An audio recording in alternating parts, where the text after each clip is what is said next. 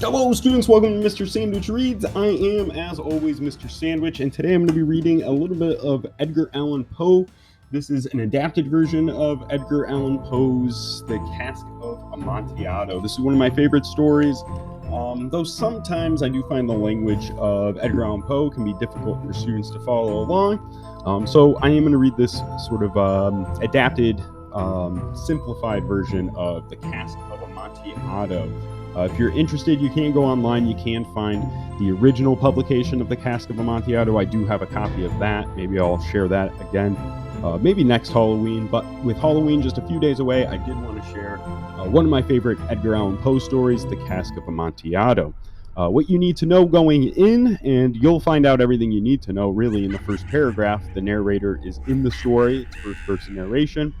And he's going to tell us exactly what his intentions are. But Amontillado is a fancy wine. That's all you really need to know. Is the Cask of Amontillado is like a case of fancy wine. Okay. The Cask of Amontillado by Edgar Allan Poe. Fortunato had injured me 1,000 times. These unkindnesses I put up with as best I could.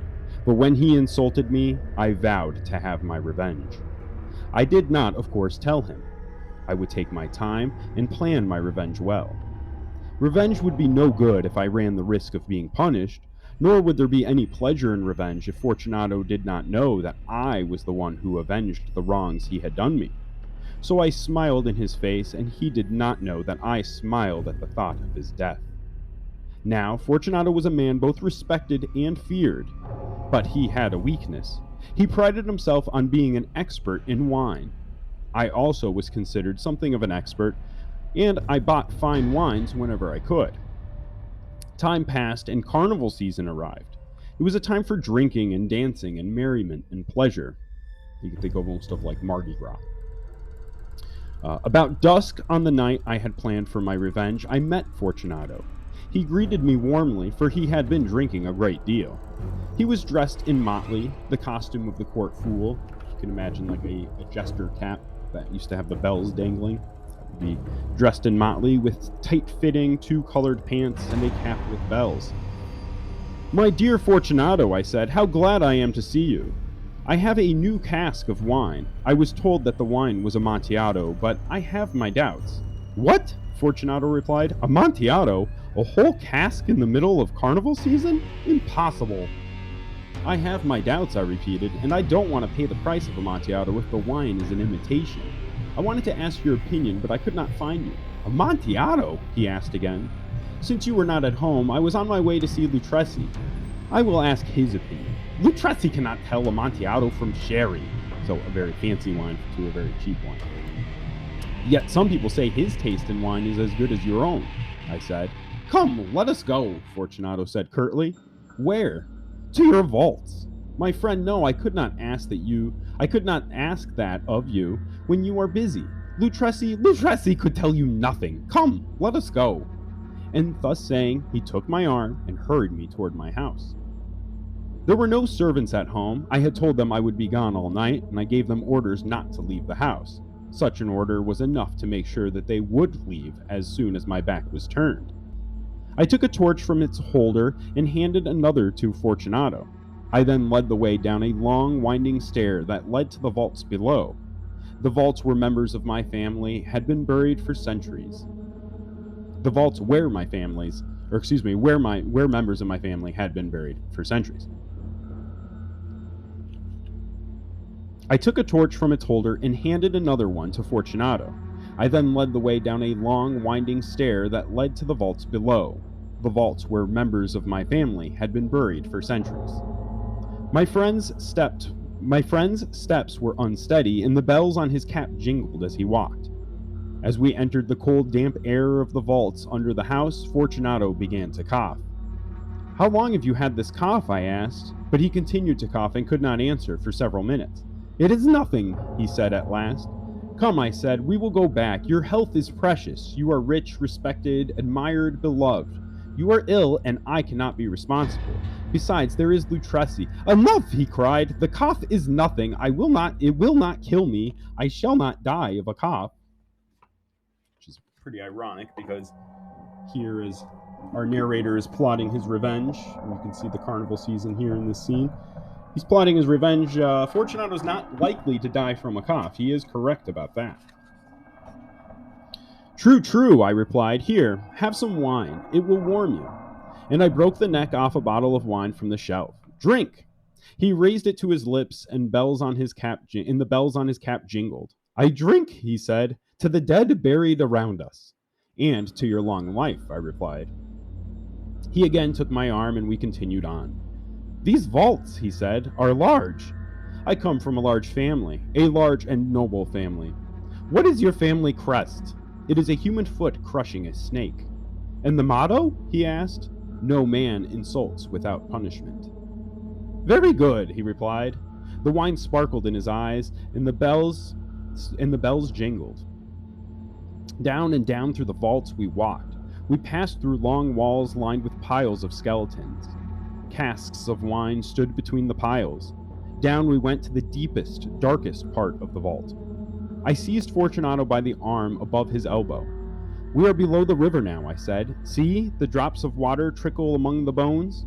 Come, we will go back. Your cough, it is nothing, he said. Let us go on. But first, another drink of wine. I reached up and broke open another bottle for him. He emptied it in one breath. His eyes flashed and he laughed, throwing the bottle upward. Do you understand why I did that? He asked.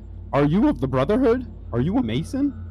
Yes, I replied. Here is my sign. And I reached beneath the folds of my robe and removed a trowel. You are joking, he said. But come, let us see the Amontillado.